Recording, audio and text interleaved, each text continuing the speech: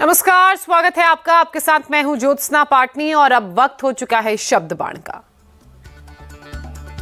Wrestling federation of India के चुनाव में बृजभूषण शरण सिंह ने अपने सारे मोहरों को चुनाव जिता दिया। हालांकि दावा यह किया जा रहा था कि अब बृजभूषण शरण सिंह का रेसलिंग फेडरेशन से कोई लेना देना नहीं है। इस नतीजे के बाद देश की बेटियां फिर रोईं और बृजभूषण शरण सिंह एक बार फिर ठहाके लगाकर हंसा और कहा, दबदबा था, दबदबा है और दबदबा बना रहेगा। आज हिंदुस्तान के लगभग हर अखाड़े पर महाराष्ट्र, मध्य प्रदेश, राजस्थान, झारखंड, बिहार, हरियाणा, दिल्ली, सारे अखाड़ों पर ऐसे ही पटाखे दग रहे हैं। और ये मेरी जीत नहीं है, देश के पहलवानों की जीत है, देश की जनता की जीत है। अब जिसको संदेश लेना हो संदेश ले। दबदबा था, दबदबा रहेगा। और ये भगवान ने दे रखा है, ये भगवान ने दे रखा है। देखिए, 11 महीने का कुश्ती पर ग्रहण लगा था। आज ये ग्रहण 11 महीने 3 दिन के बाद समाप्त हो गया और कुश्ती ऊंचाई पर गई थी तो पहलवानों की बदौलत गई थी।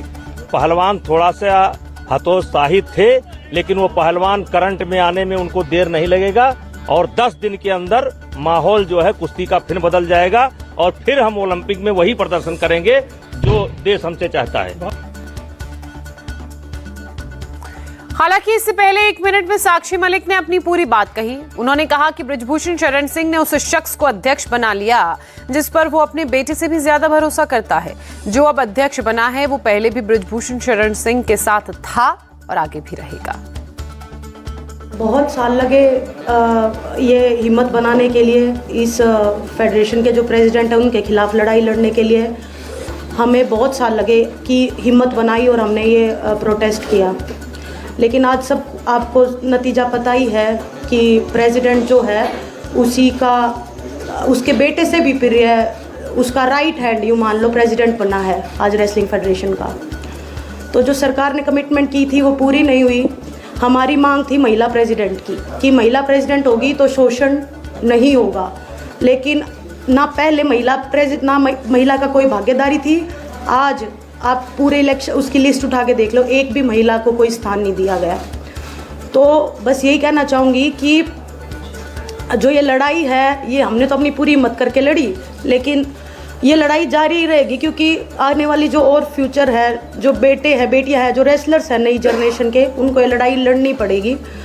और एक बात और कहना चाहूँगी कि लड़ाई लड़ी, पूरे दिल से लड़ी, लेकिन अगर प्रेसिडेंट बृजभूषण जैसे आदमी जैसा ही रहता है, उसका बिल्कुल सहयोगी है, उसका बिजनेस पार्टनर है, वो अगर इस फेडरेशन में रहेगा तो मैं अपनी कुश्ती को त्यागती हूँ और मैं आज के बाद कभी भी आपको वहाँ नहीं दिखूंगा। तो बस सभी देशवासियों को धन्यवाद जिन्होंने आज तक इतना मेरा सपोर्ट किया और मुझे इस मुकाम तक पहुँचाया। साक्षी को रोता देख विनेश फोगाट की आंखों में आंसू आ गए, लेकिन उन्होंने अपने आप को संभाला। विनेश ने कहा कि अब तो समझ ही नहीं आ रहा कि हमारे देश में न्याय कहाँ मिलता है, क्या करें, कहाँ जाएं। आज जो फेडरेशन का जो अध्यक्ष बना है संजय सिंह, स्टार्टिंग से वो लोग बोल रहे थे कि हम बनेंगे, हमें पता थी, उसकी पावर पता है, उसका पोजीशन पता है, लेकिन दुख होता है कि देश में ऐसे लोगों को स्थान मिल रहा है, पद मिल रहा है। बृजभूषण का राइट हैंड है, उसके बेटे से भी ज़्यादा खास है, उसको प्रेसिडेंट में आना मतलब आने वाली लड़कियों का जो भविष्य है उनको फिर से शोषण का शिकार होना पड़ेगा और जो चीज़ें पर्दे के पीछे होती आई हैं वो खुले में होगा। और दुख होता है हमें इस बात का कि हम इतनी लड़ाई लड़के भी हम कोई सुधार नहीं कर पाए हमारी रेसलिंग में। आने वाले बच्चों के भविष्य के लिए जो हम लड़ाई लड़ रहे थे उसमें हम कामयाब नहीं हो पाए। हमें नहीं पता हमारे देश में न्याय कैसे मिलता है। सड़क से लेके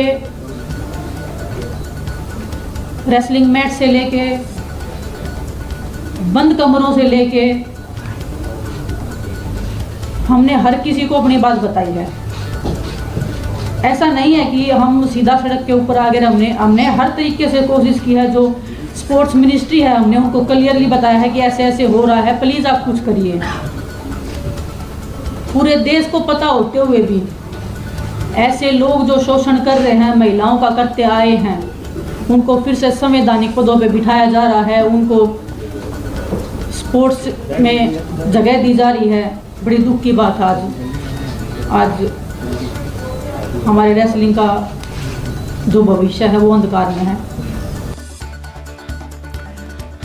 हालांकि बजरंग पुनिया ने कहा कि एक लड़ाई हारे हैं लेकिन उम्मीद नहीं छोड़ी है। बजरंग पुनिया ने यह भी कहा कि अब उन्हें अपने लिए नहीं, कुश्ती की अगली पीढ़ी के लिए लड़ना है। बजरंग पुनिया ने कहा कि उन्हें कोर्ट पर पूरा भरोसा है, कोर्ट से अब उन्हें इंसाफ जरूर मिलेगा। हम सिर्फ सच्चाई की लड़ाई लड़ रहे थे, हम बहन बेटियों की लड़ाई लड़ रहे थे। तो मुझे नहीं लगता कि भाई बेटियों को न्याय मिलेगा, क्योंकि जिस हिसाब से पूरे तंत्र ने काम किया है, बेटियों को तोड़ने का काम अभी भी चल रहा है। आज WFI के चुनाव देख लिया आपने, उसी का आदमी बना है। उसके बावजूद जब खेल मंत्री जी के सामने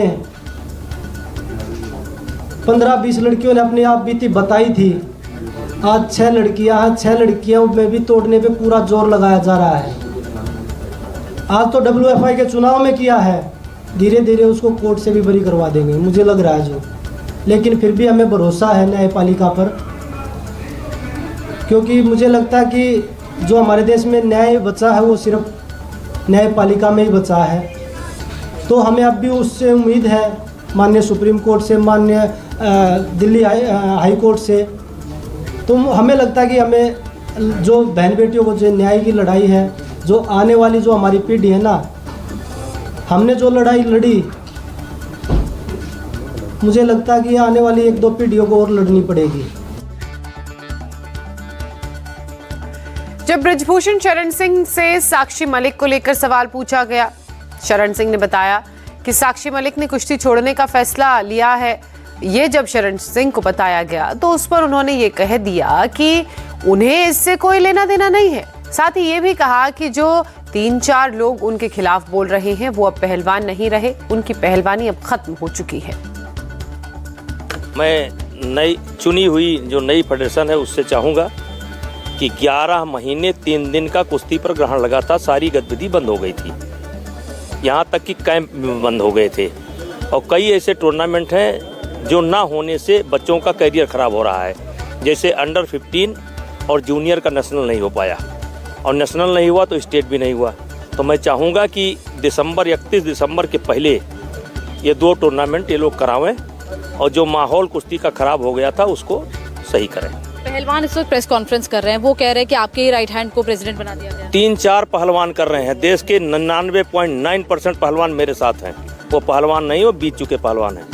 वो ये कह रहे हैं आपको कोर्ट से भी बेल मिल जाएगी। ये अभी ये सवाल तो हुआ नहीं। अब कोर्ट का मामला यहाँ एलिगेशन लगा रहे प्रेस तो तो एलिगेशन आपने भी लगाया था उस समय। इसके अलावा क्या कहेंगे, अब आगे कैसे कहना था, जो हो गया ना। अब बात राम मंदिर की करते हैं। रामलला के प्राण प्रतिष्ठा कार्यक्रम में कांग्रेस अध्यक्ष मल्लिकार्जुन खड़गे, अधीर रंजन चौधरी, सोनिया गांधी को भी आमंत्रण भेजा गया है। पीएम मोदी समारोह के मुख्य यजमान हैं और ऐसे में सवाल ये उठ रहा है कि क्या कांग्रेस के नेता अयोध्या जाएंगे। इस पर दिग्विजय सिंह ने कहा, ये कार्यक्रम ट्रस्ट का है, बीजेपी का नहीं। मुझे पूरा भरोसा है कि हम लोग इसको ये तो कोई किसी पार्टी का ट्रस्ट तो है नहीं, ये तो नेशनल गवर्नमेंट द्वारा स्थापित। इसमें हमें जाने में क्या आपत्ति है, और सोनिया जी तो बहुत पॉजिटिव इस मामले में। निमंत्रण मिला है, या तो वो जाएंगी या डेलीगेशन हमारा जाएगा। जो सच्चे भक्त हैं, चाहे मुरली मनोहर जोशी हो, चाहे आडवाणी जी हो, चाहे दिग्विजय सिंह हो, उनको निमंत्रण नहीं जाएगा। कांग्रेस सांसद रंजीत रंजन ने कहा कि भगवान राम बीजेपी के पेटेंट नहीं है, भगवान सबके हैं। ट्रस्ट के न्योते का कांग्रेस सम्मान करती है, लेकिन अयोध्या जाना है या नहीं, ये फैसला वो खुद करेंगे। अगर भाजपा वाले कह रहे हैं कि न्योता हमने भेजा है, तो भगवान से मिलने के लिए न्योते की जरूरत नहीं है। दूसरा, अयोध्या जाने के लिए भाजपा का पेटेंट नहीं है मंदिर कि हमें उनका न्योता मिलेगा तो हम जाएंगे। तीसरा, भगवान हम सबके हैं, किसी ने भगवान जी का पेटेंट नहीं कराया। चौथा कि हम अयोध्या में जाके राम जी को पूछते हैं, दिल में पूछते हैं, घर में पूछते हैं, कि हम राम जी की मूर्ति के साथ पूछते हैं। ये हमारा राइट है, हमको जैसे मन करेगा हम वैसे पूछेंगे। भाजपा बोलेगी यहाँ आ जाओ, यही नहीं आ जाओ, ये भगवान को मानने के लिए ये अब अपनी तानाशाही नहीं चला सकते हैं। अगर ये इनविटेशन वहाँ के जो अयोध्या की संस्था उन्होंने दिया है, हम उसका बिल्कुल सम्मान करते हैं और ये हमारी पार्टी और हमारे लीडर तय करेंगे, उनकी श्रद्धा तय करेगी कि उनको राम जी की पूजा किस वे से करनी है। समाजवादी पार्टी के सांसद एसटी हसन ने कहा कि भगवान राम का ठेका बीजेपी का नहीं है। अखिलेश यादव की भगवान राम पर आस्था बीजेपी के नेताओं से ज्यादा है। अगर अखिलेश को प्राण प्रतिष्ठा के कार्यक्रम में बुलाया गया तो वो जरूर अयोध्या जाएंगे। अगर बुलाएंगे तो जरूर जाएंगे। आप ये मत समझिए कि रामचंद्र जी का ठेका बीजेपी ने ले रखा है। मेरे नेता उनसे ज्यादा आस्था रखते हैं रामचंद्र जी पर, सब उनके शरण में जाते हैं। आप उन्हें भगवान मानती हैं, मैं इमामुल हिंद कहता हूँ, तो लेकिन उनको कंट्रोवर्सी अल्लाह के वास्ते मत डालिए। राम मंदिर पर मायावती ने कहा कि मंदिर मस्जिद आस्था का विषय है, लेकिन इसे लेकर जिस तरह की राजनीति की जा रही है वो ठीक नहीं है और अब इसे बंद करना चाहिए।